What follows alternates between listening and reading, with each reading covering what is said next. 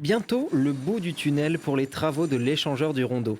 Le tube nord de la tranchée couverte est désormais ouvert au trafic, une étape importante Alors pour dans un pouvoir chantier ouvrir à qui a la débuté il y a circulation, il maintenant faut 4 réaliser ans. le raccordement. Donc le tube nord permet, depuis la RN 87, de rejoindre la 480. Cela a permis également de réouvrir la bretelle qui était fermée depuis le 17 mars entre la rocade et la 480 sud. L'objectif derrière ces travaux est de dissocier les flux locaux de ceux de transit afin de fluidifier le trafic. La tranchée couverte est une première étape, mais il faut ensuite attendre que les collectrices soient mises dans leur configuration définitive, donc fin juillet 2025. Donc, les collectrices, nous en avons une au nord, une au sud.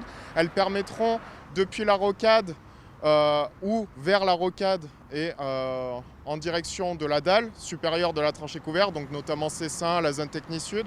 Et donc de recréer la liaison sans passer par le cours de la Libération. Cette fluidification du trafic par la création d'une tranchée couverte est très technique et cela pour plusieurs raisons. On est dans un environnement urbain contraint en termes d'espace, avec de nombreux accès, des circulations. On est aussi sur un axe très fréquenté qui représente 100 000 véhicules par jour, donc qu'il faut maintenir durant l'ensemble des travaux. L'autre difficulté, c'est ici on a creusé. On se trouve dans la tranchée couverte et donc on a des questions de géotechnique et de tenue des terrains. Et on a aussi la présence de la nappe ici, à Grenoble. Un passage souterrain qui oblige à certaines mesures de sécurité. On réglemente la distance entre les véhicules avec 40 mètres de distance entre les véhicules voitures.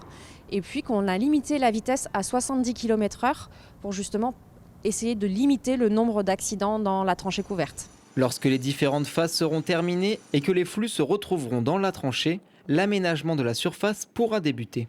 On aura donc une voie pour circuler en voiture, pour permettre de rejoindre le cours Jean Jaurès, le carrefour des États généraux. Et puis on aura aussi tout ce qui est destiné au mode doux, donc piétons et vélos, cycles, qui seront sur les côtés de la dalle.